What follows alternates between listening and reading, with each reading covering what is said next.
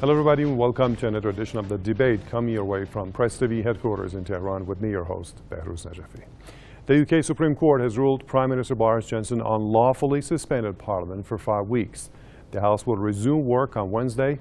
The Labour leader has advised Johnson to, quote, consider his position following the court decision.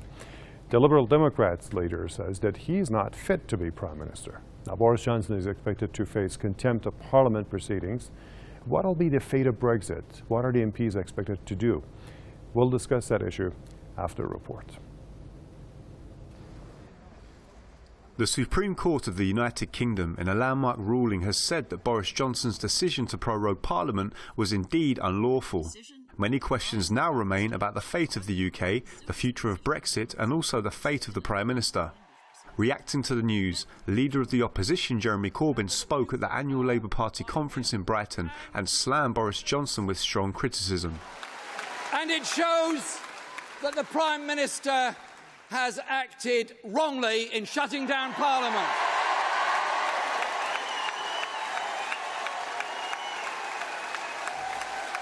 It demonstrates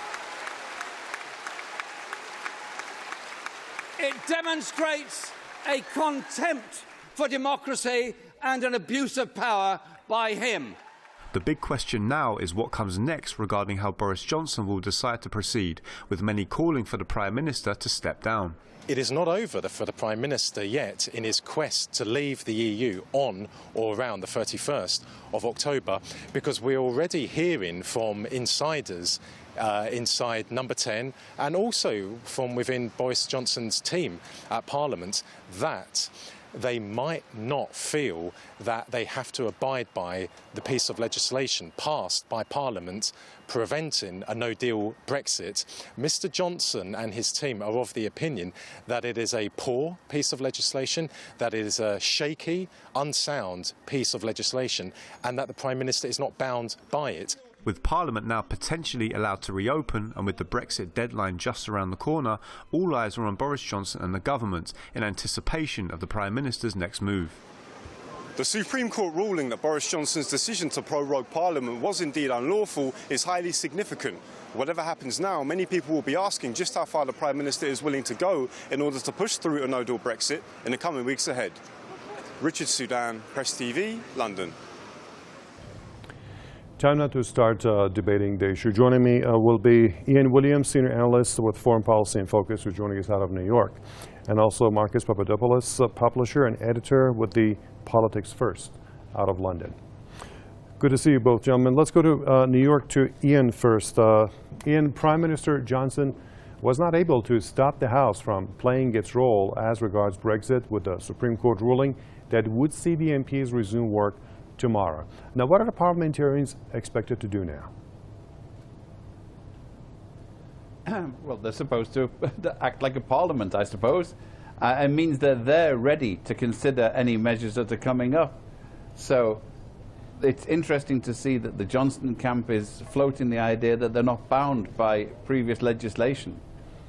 And that's going to be very dangerous constitutionally. How often can Johnson get slapped down by Parliament, by the courts and by everybody else, and by the EU as well, of course? Mm-hmm. And Marcus, what do you expect Boris Johnson's next move to be? Anyone should underestimate Boris Johnson's resolve to succeed in politics. Indeed, he was elected twice as the Mayor of London, beating on both occasions Ken Livingstone, which was no mean feat. Boris Johnson has exceptional levels of enthusiasm, of endurance, of determination and of grit. And even though today's ruling by the Supreme Court was a serious blow to him, he is nonetheless still intent on honouring his promise of withdrawing Britain from the EU by or on the 31st of October. And the decision of the Supreme Court was a monumental one. It has set a monumental precedent, and it is one that British people should be proud of, because it demonstrates that the judiciary system in Britain is one of the finest in the world, because the highest court of the land ruled against the Prime Minister. But even though Mr. Johnson has been given another bloody nose, another bruised eye, he is determined to withdraw Britain from the EU by the end of October.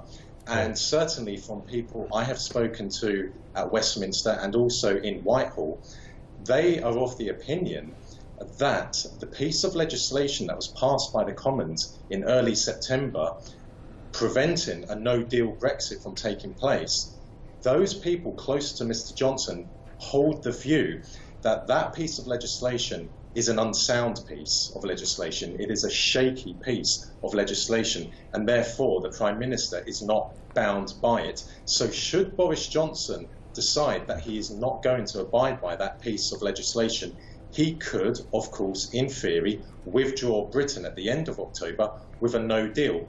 But he could be taken to court again, most likely the Supreme Court, and the Supreme Court would have to decide, is the Prime Minister bound by that piece of legislation?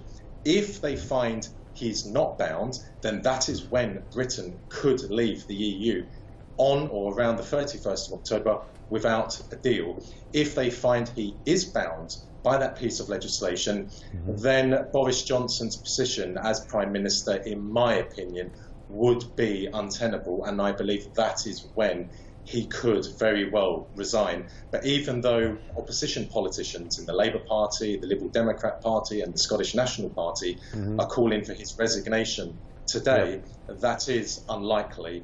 Only if Mr. Johnson is taken to court again and the verdict of the court is against him, that is when he could resign. But I really do believe Mr. Johnson will take this blow today, but will persist with attempting to withdraw Britain from the EU by the end of this October.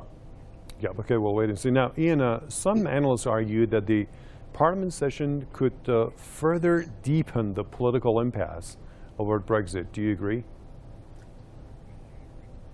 Well, yes, of course, there's a political impasse, and it's deepened it, because otherwise Boris Johnson would have won in the impasse. But, I mean, we're in uncharted territory here.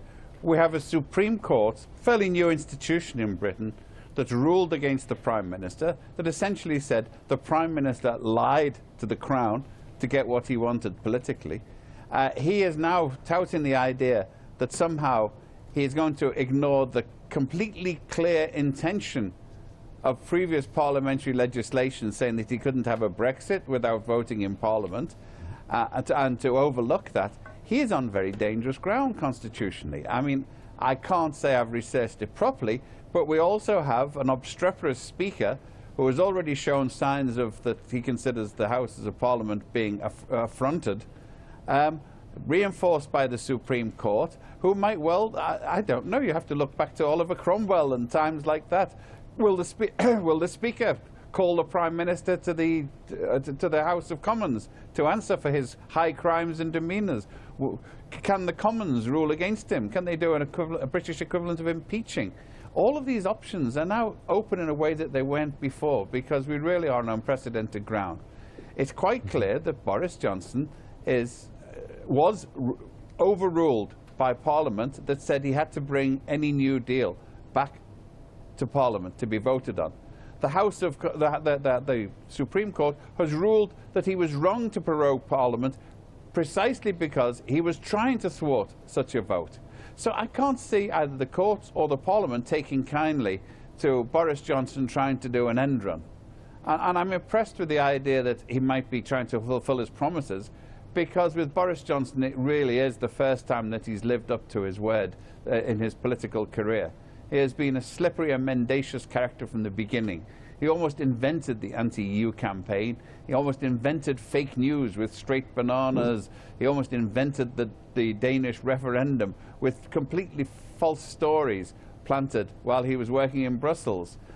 He invented the story that somehow the National Health Service would benefit from leaving the EU, and the people who are causing austerity to the National Health Service would pump all the money from the EU back into the system. The man has very little credibility, and the fact that the Supreme Court, which I'm sure included a majority of Conservatives, if previous British judicial benches are anything to go by, ruled against him, is really highly significant. And I think even the Queen herself is going to be a bit peeved about all of this, because he dragged her into a political maelstrom from which she's been very careful to stay out. So I think the stars are lining, the planets are lining up in conjunction against Boris Johnson. And if he tries any more cunning tricks, it might well be his complete undoing. Interesting. Now, Marcus, Prime Minister Johnson, like you also said, still insists that he will take his country out of the EU at the end of October, come what may. He also stressed that fact. Now, on what grounds has he made that decision, and he's pushing for it? Well, it's important to clarify that the Supreme Court, whilst they found that Boris Johnson's suspension of Parliament was unlawful, they did not say that his intention was to deceive Parliament or to deceive the Queen. So that is something important to recognise and to be mindful of. Now, in regard to Boris Johnson's pledge to withdraw Britain with or without a deal by or on the 31st of October, well, he can cite immense support in Britain amongst ordinary Britons for withdrawing Britain from the EU by the end of October. He can cite a lot of MPs at Parliament, yes, principally Conservative MPs, but also DUP MPs. But also, we have to be realistic. It is not conducive to the health of the UK economy for Britain to go into 2020 with the issue of Brexit still lingering. I have serious criticisms of the Brexit camp and of the Remain camp. Their politics and economics are fundamentally speaking the same. They are two sides of the same coin. But the British people in June 2016 did vote to leave the European Union. And 3.5 years on, or nearly 3.5 years on, Britain is still in the EU. So something needs to happen. Something needs to be done to break the Brexit deadlock. And whether you like Boris Johnson or not, and it is absolutely true that he has an infamous career in journalism and politics, but that aside, at least he's trying to do something about Brexit. At least he's made it very clear what his intentions are. If you have a look at the leader of the opposition, Jeremy Corbyn, he has said that if there is another referendum held in Britain on the UK's membership of the EU, he would remain neutral. That is absolutely laughable. That is absolutely preposterous. How can a leader of the opposition who wants to become Prime Minister remain neutral on a topic? That is not leadership. Yeah, I'm also what coming the to British that point. people want to know is, where does the leader of the opposition stand? He cannot sit on the fence. That is not good for Mr.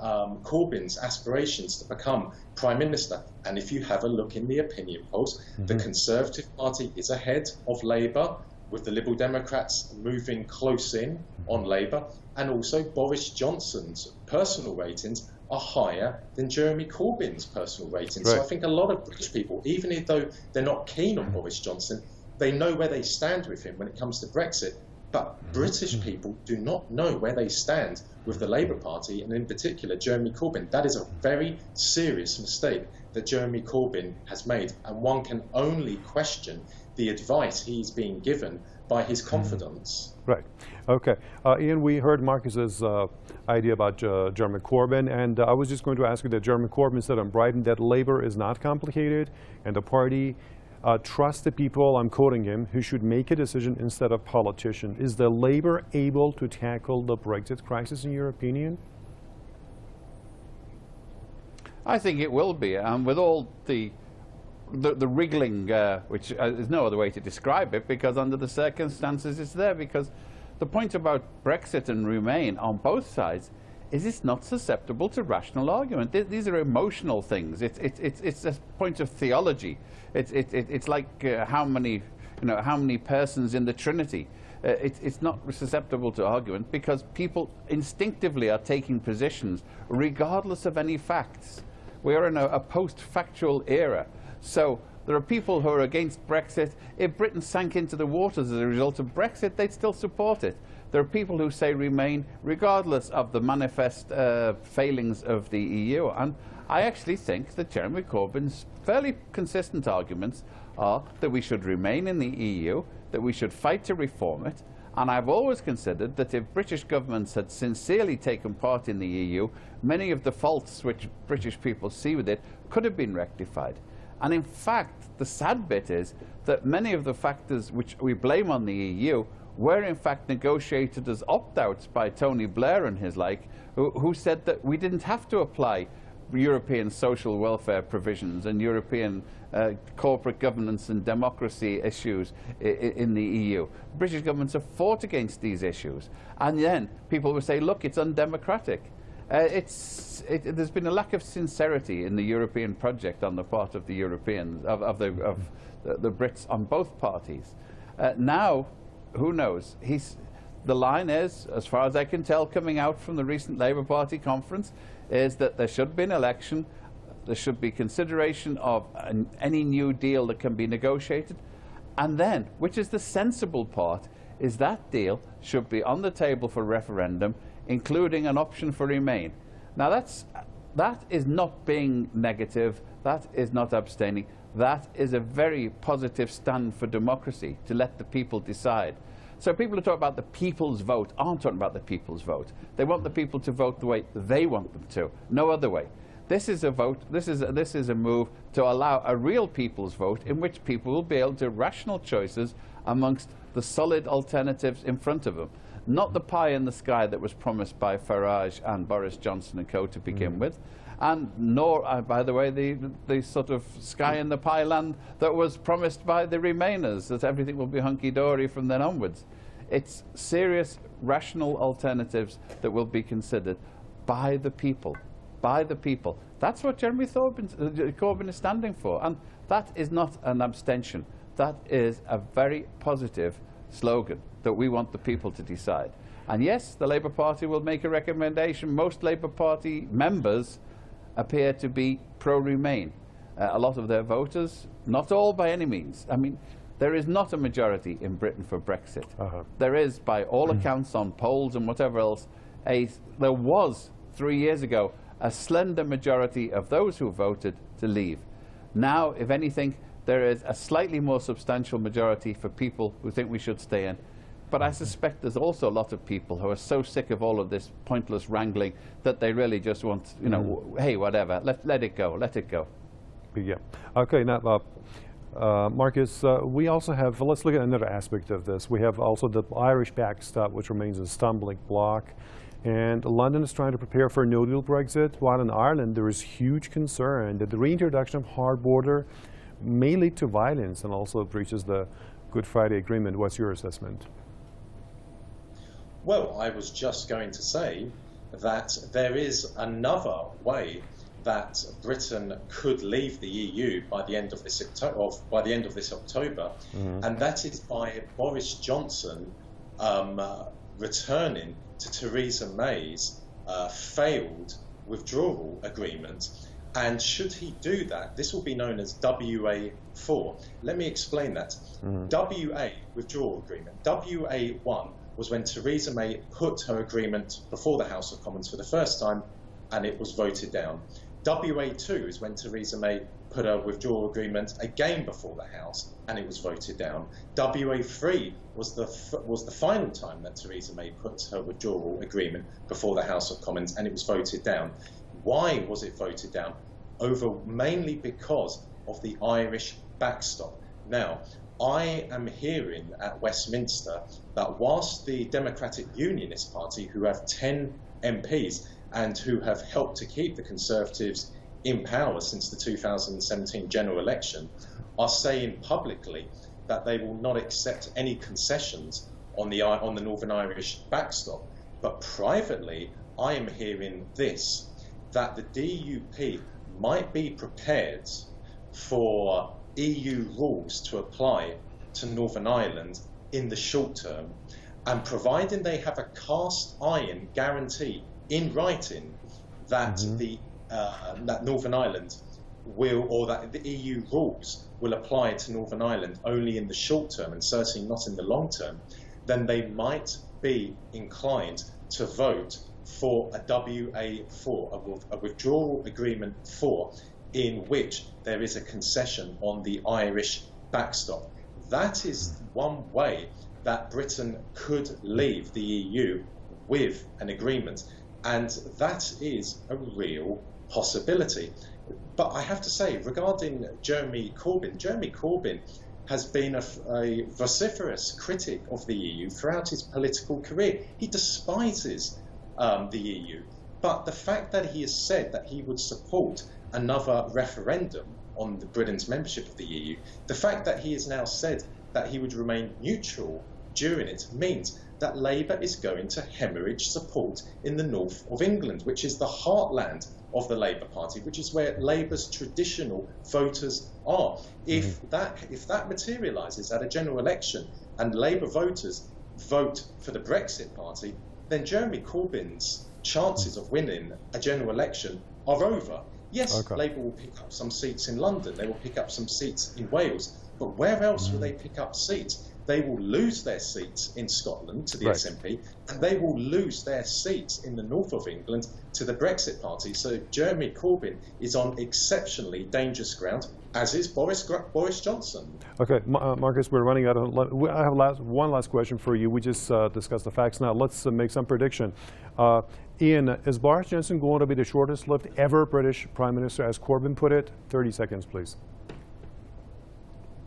As they say in your part of the world, inshallah. I sincerely hope so. You hope so. But we can't tell. Okay, Marcus?